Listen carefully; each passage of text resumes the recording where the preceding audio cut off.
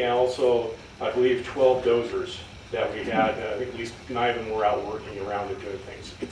We initiated night shifts, so we also have crews that are working at night. So you may see some fire at night, and that's our crews out there. After our biggest strategy is we try to get as close as we can safely, putting in lines, and then bringing the fire to our lines. And the way I always put it this way, we fight the fire on our terms. And that means we pick the ground that we're going to be able to put the line in and hold the line. Too many times have I seen where people have gone and tried to do a bunch of work, and they do 2 things. They do several things. One, they waste time, they waste resources, they put people at risk, and the fire gets bigger. Okay? We want to make this thing as the smallest footprint that we can. So we want to put the lines in at the appropriate place, using the appropriate strategies to get that done. Now, as this fire has come down a little bit, and we've got an anchor points now up around Sage Pass, we've got some line in blacked around. We're looping up on the north, and we're looking at down towards the south, what we call in our Division C. It's out on our maps there, and we'll get the breakouts so we can explain a little bit more. But our key things that we do is we anchor, and we start flanking the fire to surround the fire and put it out. Some fires allow us to put in multiple anchors, and we can work in multiple directions at a time. This one here is not one of those fires that has allowed us or presented an opportunity for us to be able to do that.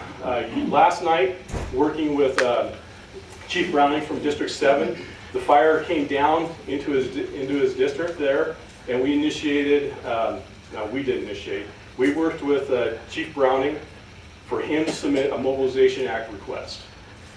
What happens there is, under the State MOB Act, the chief of the local district can request from the Department of Emergency Management additional resources from local fire departments, fire districts, fire departments to come in and assist the fire district in protecting the assets within the fire district.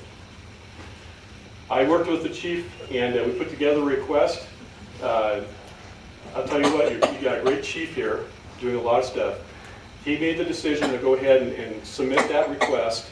And last night, the State Department of Emergency Management and State Patrol basically is the one that takes care of that.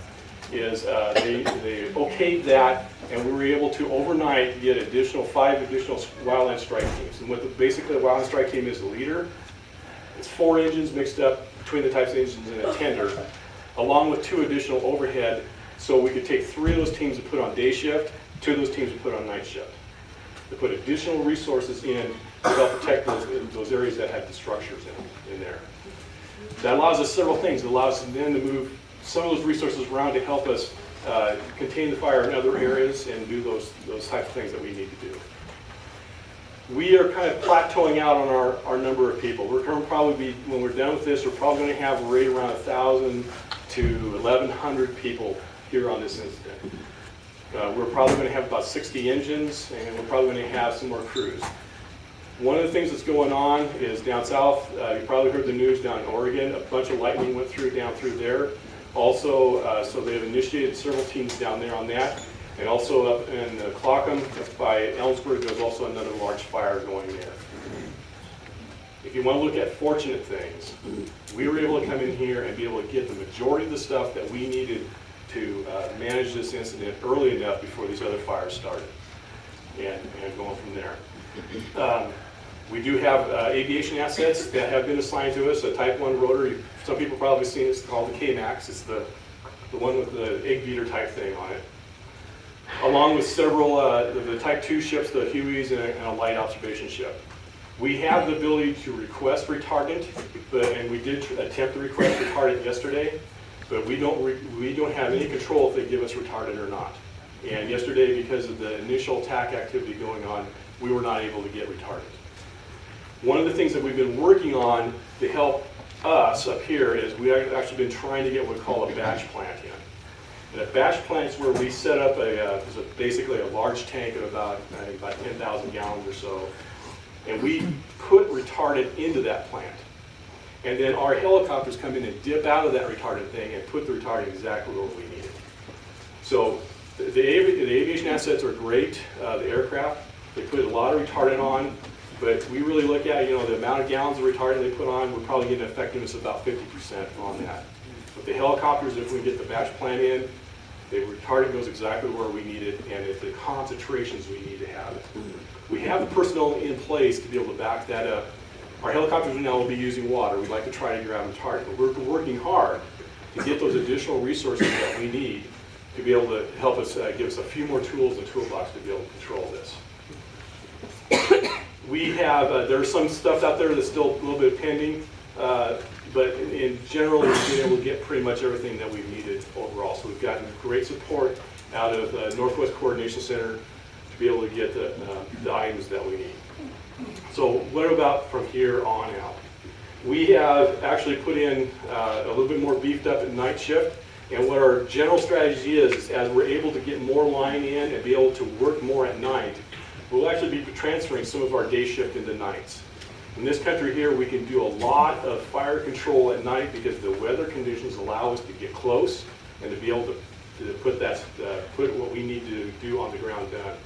That means maybe a black lining, putting stuff in. We try to get the big lines built in the day and to bring the fire down to it that we control down to make those black lines in there.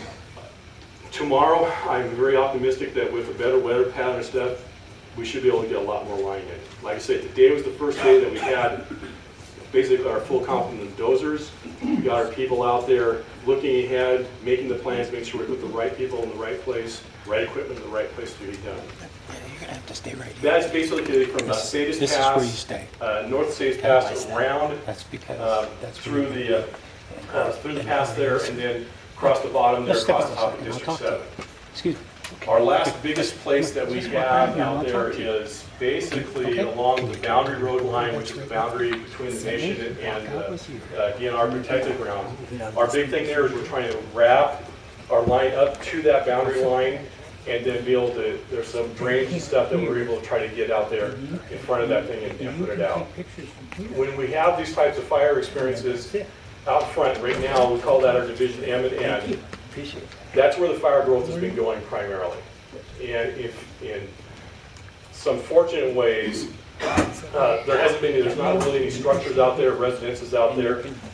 Some that we do, but we do have timber resources and we do have grazing resources out there. And one of the things that we want to do is we want to try to limit the damage and the loss to those resources also. Myself, I'm very conscious of assets and resources. And I'm actually, in the state, I'm actually one of the people that teaches a lot of what we call structure protection. I don't teach structure protection. I teach asset protection. And to me, assets falls into groups. We have our structures. We have our outbuildings, our means of production. We have grange land. We have timberland. We have agricultural resources. We have cultural resources. We have historic resources. And all those resources put together is value. And those resources, in a lot of ways, makes up the makeup of the community. And when we lose any of those resources, we lose a little bit of the community. And I want to make sure that we keep communities whole. So I understand a lot of that. So we've got a lot of people in place. We're getting a lot of great work out of them here the last 2 days. I'm very, very pleased with the crews that are out there. We've had a couple times when the fire conditions, and you've probably seen it when that convection column's going up and the fire is really ripping in the afternoon. We've had to disengage our people a little bit because it's just too dangerous from there. And we realign them into building what we call the contingency lines and trying to get that thing down. Hopefully they're down in the structures. They're removing hazards from the structures, power poles, pulling the grass around power poles, around the boxes, around farm implements, pulling stuff around that. Looking for those things that they can do to make sure that if we do have the fire unfortunately come through, the impact won't be as much as it could be.